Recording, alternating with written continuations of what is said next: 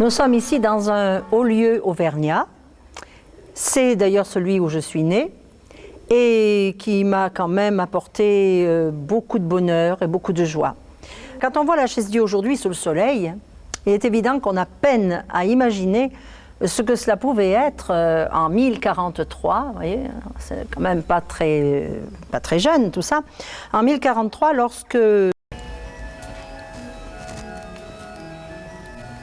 Voilà, nous sommes ici à l'intérieur de cette abbaye du XIVe siècle, dans la partie réservée au peuple et aux moines convers, c'est-à-dire ce qu'on appelle un jubé. Cette séparation ici était assez commune autrefois parce qu'on ne mélangeait pas les moines et le peuple.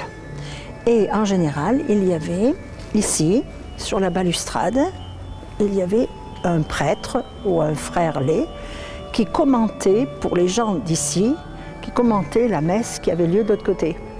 Et cette prière commençait justement par le mot jubé dominé, et le mot jubé est resté. Dans de très nombreuses abbayes, les jubés ont disparu, spécialement au Puy, le jubé a... Alors ici vous avez le tombeau de Saint-Robert, qui à l'époque était construit dans l'ancienne église évidemment, avant que celle-ci soit terminée, soit même commencée. Saint-Robert était enterré ici au seuil de son église, de façon par humilité. N'est-ce pas? Il n'avait pas voulu avoir un tombeau comme c'est le cas de Clément VI. Lui, il voulait être enterré au seuil de cette église qu'il avait créée et je dirais presque avec ses frères. Il restait avec ses frères dans la mort comme il l'avait été dans la vie. Bien entendu, le tombeau a été pillé pendant les guerres de religion et certainement qu'il n'y a plus rien. Non, ce tombeau est vide. Oui. Mais c'était ici. Là, le seuil de l'ancienne église. Voilà. Vous avez ici aussi son buste, n'est-ce pas? Il était, c'était un Auvergnat, on peut dire vraiment de bon teint, puisque Saint-Robert lui-même, grâce à cette statue un peu mutilée, hélas, nous accueille dans sa maison.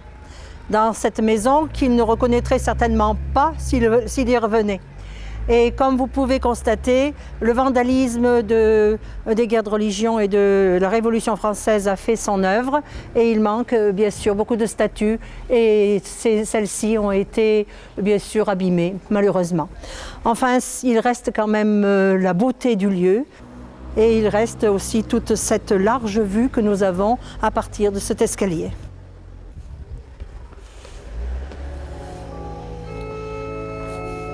Nous voici maintenant dans le cœur de cette abbatiale. Et ainsi que vous le voyez, c'est quand même assez impressionnant.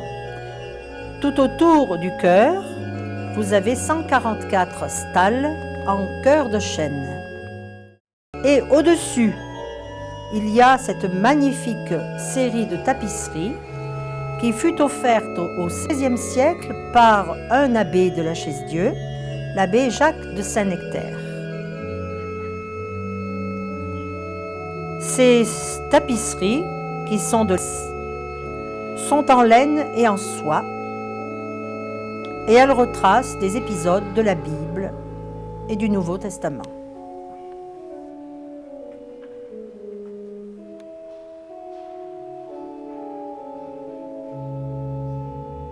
Enfin, au milieu du chœur, nous avons le tombeau de Clément VI en marbre blanc et noir. Pendant les guerres de religion,